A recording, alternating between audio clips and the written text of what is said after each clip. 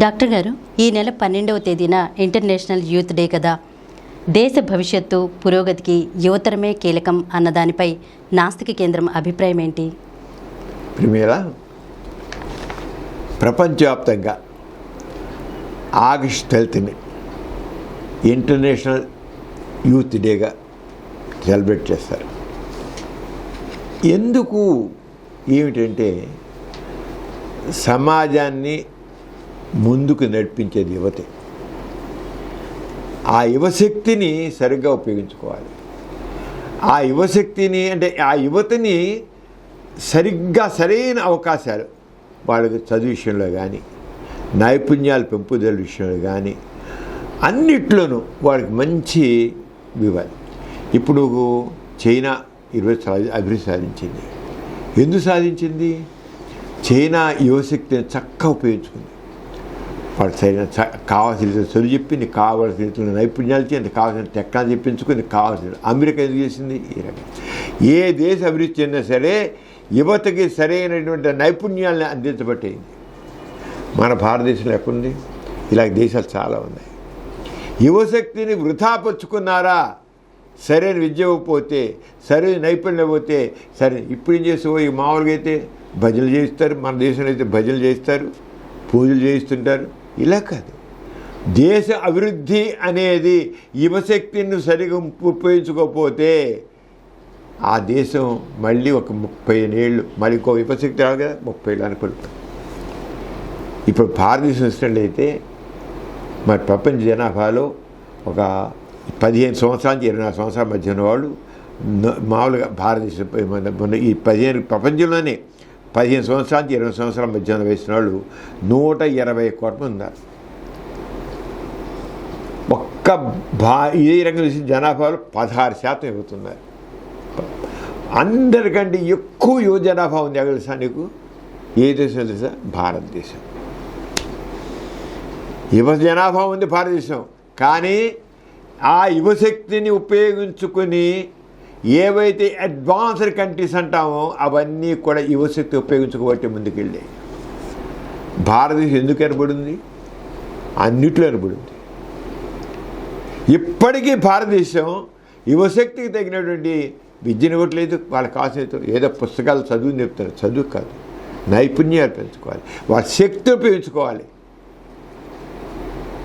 అంచేత దేశం అభివృద్ధి చెందాలంటే యువత ఈ విషయంలోనే మరి నాస్తిక కేంద్రం అంటే నాస్తికత్వం అంటే కేవలం ఏదో దేవుడు లేదన్నా కాదు కదా, ఒక జీవన విధానం నాస్తికత్వం అంటే.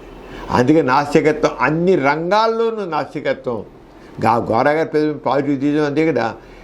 దేవుడు లేరు అన్నప్పుడు మనిషే మూలం. ఈ సమాజాన్ని నిర్మించేది మనిషే. మన అభ్యున్నతి జరిగేది మనిషి ద్వారానే. ఆ అభ్యున్నతిని ఉపయోగం మనిషి సమాజం అభివృద్ధి చెందాలంటే కావలసిన యువశక్తి. అందుకే నాస్తికం ఏం చేస్తుంది? యువశక్తిని ఏ రకంగా అభివృద్ధి చేసుకోవాలి. మన సమాజం బాగుపడాలి, అందరూ హాయిగా ఉండాలి, అందరికి చక్కని అవకాశాలు కావాలి, అందరికి సమైన అవకాశాలు కావాలి.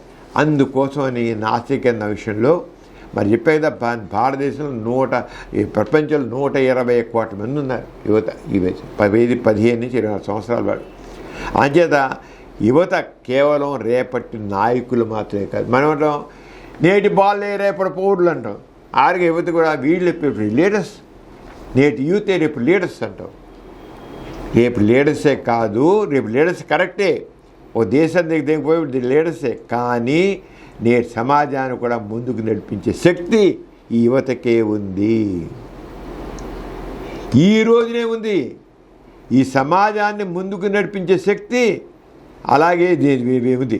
అది విజ్ఞానం, సాంకేతికత, వైద్యం, వ్యవసాయం, పారిశ్రామిక రంగం, క్రీడలు, కళలు, సాహిత్యం, సమాజసేవ, ప్రజా సమస్య, ప్రతి రంగంలోనూ యువత తమ ప్రతిభను చాటుకోవాలి.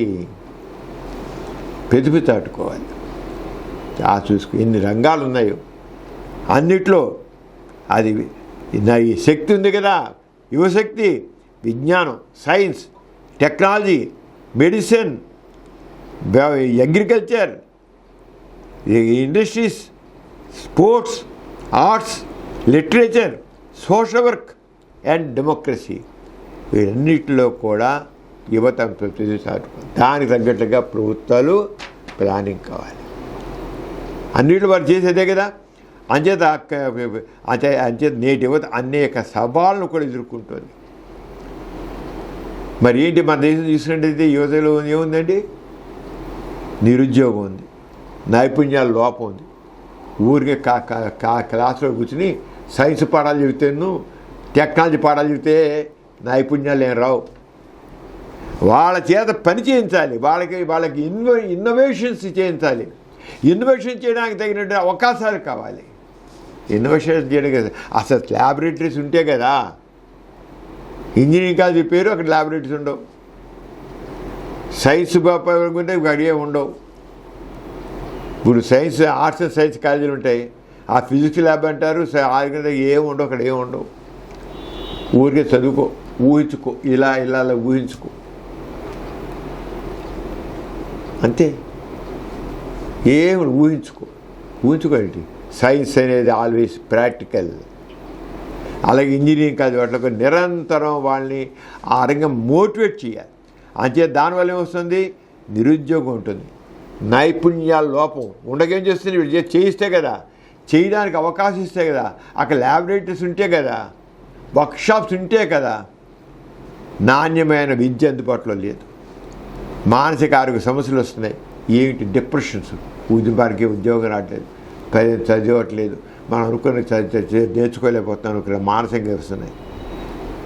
అలాగే దీనికి తోడిగా చూస్తున్న సమాజంలో డ్రగ్ అబ్యూస్. ఇంకేం చేస్తాం? వాడు స్ట్రెస్ ఫీల్ అవుతున్నాడు, డిప్రెషన్కి వెళ్తున్నాడు. ఇంకొక రిలీఫ్ కోసం డ్రగ్ అబ్యూజ్. సామాజిక మాధ్యమాలతో ఇంకా పైగా సోషల్ మీడియా, పనికిరాని సోషల్ మీడియా పనికి ఇది అవుతుంది. పనికిరాని తప్పుడు ప్రచారాలు, మూఢనమ్మకాలు. ఇక దీని చూడగా ఇక ప్రతి సినిమాలు తీసాం, ఇంకోటి అంత హింసాత్మక ధోరణులే. ప్రతిదీ హింస, దేనికని హింస. సమస్య పరిష్కారం వైలెన్సే. ఆయన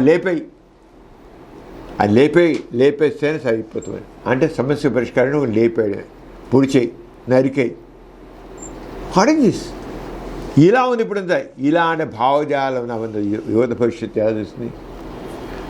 అందుకనే నాస్తిక ఏం చెబుతుందంటే, ఈ సమస్యను ప్రభుత్వం అలాగే కుటుంబం, విద్యా సంస్థలు, సమాజం కలిసి వాటిని పరిష్కరించాలి. అంతేగాని సంవత్సరానికి ఒకసారి ఆగస్టు 10న యూత్ ఫెస్టివల్, యూత్ డే అని సెలబ్రేట్ చేసి అయిపోవాలి.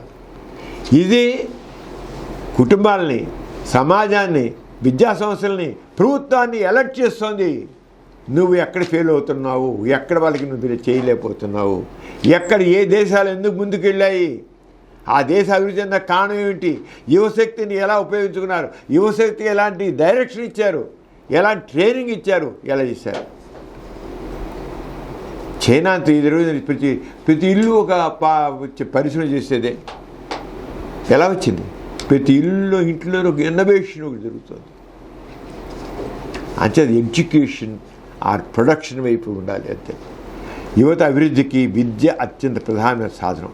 విద్య అంటే కేవలం ఉద్యోగం సంపాదించడం మాత్రమే కాదు. మా ఈ రోజులు ఇంజనీరింగ్ అయిపోయిన అంటే ఉద్యోగం ఎక్కడొస్తుంది? వాడు మెకానికల్ ఇంజనీర్ అవుతాడు, వాడు కంప్యూటర్ ఇంజనీర్ అవుతాడు, ఒక ఎలక్ట్రానిక్ ఇంజనీర్. ముందు ఉద్యోగం.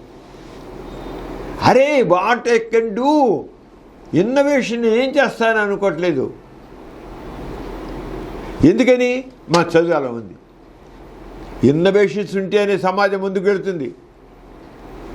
అంతే ఇది వచ్చింది, నా చేతికి బీటెక్ డిగ్రీ వచ్చేసిన కనుక నాకు అన్నీ జాబు, ఎక్కడో క్లర్క్ జాబ్ లాగా దూల్చి వస్తుంది. What is this? కాదు, మన థాట్ ప్రాసెస్లో మార్పు రావాలి. అంచేత సంపాదించదు, వ్యక్తిత్వ వికాసం కావాలి, శాస్త్రీయ దృక్పథం కావాలి, సైంటిఫిక్ టెంపర్. ఎందుకు, ఏమిటి, ఎలా, ఎందుకు ఇలా ఉంది యువత భవిష్యత్తు, ఎందుకు, ఏమిటి, ఎలా ఆలోచించండి. అంతేగాని నిరుద్యోగం ఉంది, పేదలకు అవకాశాలు లేవు, చదువులు ఏడ్చాయి, కళాశాల లీడ్స్ వచ్చాయి, ఎక్కడ అవకాశాలు లేవు, ఏమీ లేవు, అక్కడ ఏ రకం సభ్యం లేవు, సదుపాయాలు లేవు. ప్రతి ఆ ఇంజనీరింగ్ కాలేజ్ ఏ సదుపాయాలు లేవు. ఏంటి పాటి దేశ్ అది అదే సరైన ఒక క్రిటికల్ విమర్శనాత్మక ఆలోచన, నైతిక విలువలు, సామాజిక బాధ్యత, మానవ దృక్పథం అవి కూడా కావాలి. అంటే ప్రశ్నించే స్వభావం, పరిశోధన దృష్టి, సృజనాత్మకత, క్రియేటివిటీ కావాలి. సమస్యలు శాస్త్రంగా పరిశీలించే సామర్థ్యాన్ని విద్య పెంపొందించాలి. ఇది కోరే నాస్తికేంద్రం. ఊరికే చదువు కాదు, చదువులండి డిగ్రీ చేతికి ఇచ్చేసి బయటపారి. ఇప్పుడు విద్యాసంస్థలు ఏం చేస్తాయి, డిగ్రీ ఇస్తున్నాయి, యూనివర్సిటీలు ఇస్తున్నాయి, డిగ్రీ ఇస్తే బయట తోలేస్తున్నాయి. తర్వాత ఏం లేదు. ఏముంది బయట? ఎందుకు పనికి వస్తారు? యూనివర్సిటీలు కానీ ఈ డిగ్రీ ఇన్స్టిట్యూషన్ కానీ డిగ్రీ చేతికి ఇచ్చాడో పోరా అన్నాం. ఏమిస్తారు బయట? ఏముంది చేయడానికి? వాడికి నిమిషంలో వాడి శక్తి సాంప్రదాయాలు పెంచాలి, వాడి అభివృద్ధికి ఉపయోగపడాలి, వాడు ఉపయోగించుకోవాలి. ఏదైతే నువ్వు ట్రైనింగ్ ఇచ్చావో వాడి యొక్క శక్తి సామర్థ్యాలని నువ్వు ఉపయోగించుకోవాలి. ఈరోజు విద్యాసంస్థలో లేదు. మరి నువ్వు ఉపయోగించుకోవట్లా. ఇన్నోవేషన్స్ లేవు. ఇన్వెన్షన్ అంటే మన ఎడ్యుకేషన్ సిస్టంలో ఎంత ఫాల్ట్ ఉందో మనం అర్థం చేసుకోవాలి. ఎందుకు ఒక సైన్స్ అండ్ టెక్నాలజీకి సంబంధించిన వ్యక్తి వాడు బయటకు వచ్చాయంటే ఇన్నోవేషన్స్ ఉండాలి, కొత్తవి కావాలి. మనిషి కొత్త చేసి అన్నిటి ఎంతో సమాజం ముందుకు టెక్నాలజీని ఈజీ చేయాలి. అది యువత ఆరోగ్యం కూడా చాలా ముఖ్యం. అవి ఆరోగ్యించుకోవడం, సమతుల ఆహారం కావాలి, క్రమం తప్పని వ్యాయామం కావాలి, మానసిక ఆరోగ్యం కావాలి, అన్ని మాదక దూరంగా ఉండేట్టు చూసుకోవాలి, ఆరోగ్య సేవలు అందుబాటులో చేయాలి. ఇవన్నీ చూడాలి, అన్నీ కావాలి. ఏంటో చెప్తున్నా కదా, చదువు అంటే కేవలం డిగ్రీ చేతి పారేసి పాస్ చేసి పారడే.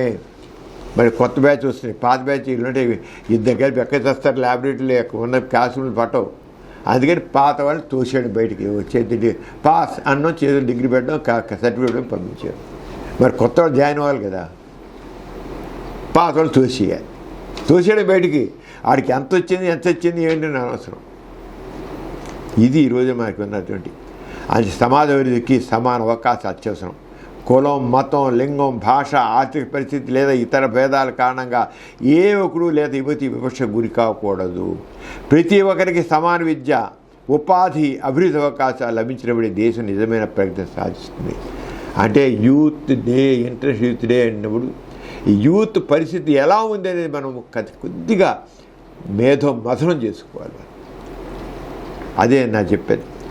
శాస్త్రీయకృతం, మానవ విలువలు, రాజ్యాంగ స్ఫూర్తి యువతలు బలపడాలి.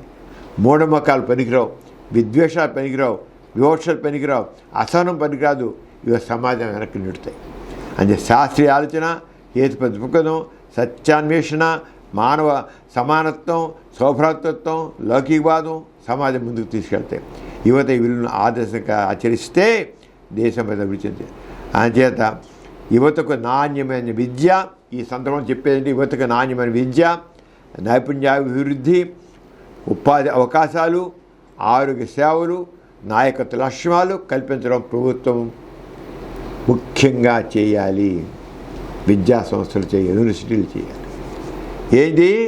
నాణ్యమైన విద్య ఇవ్వాలి, నైపుణ్య విద్య, స్కిల్ డెవలప్మెంట్ కావాలి, ఉపాధి అవకాశాలు కావాలి, ఆరోగ్య నాయకత్వ లక్ష్యాలు కల్పించాలి, ఆరోగ్య టెక్నాలజీ ముందుకు తీసుకెళ్ళాలి. అప్పుడే భారతదేశం ముందుకు వెళ్తుంది. ఇదమ్మా నా సెకండ్ పిలుపు. ఈ కార్యక్రమం మీకు ఎంతో నచ్చింది కదా. ఇటువంటి మరిన్ని వీడియోల కోసం అనతి కాలంలోనే 21 కోట్ల వ్యూస్ సాధించిన సమరం ఛానల్ సమర్పించు పాజిటివ్ ఎథియిజం తెలుగు ఛానల్కు సబ్స్క్రైబ్ చేయండి, లైక్ చేయండి, మీ ఫ్రెండ్స్కి షేర్ చేయండి. అలాగే ప్రక్కనున్న గంట సింబల్ని ప్రెస్ చేయడం మర్చిపోకండి.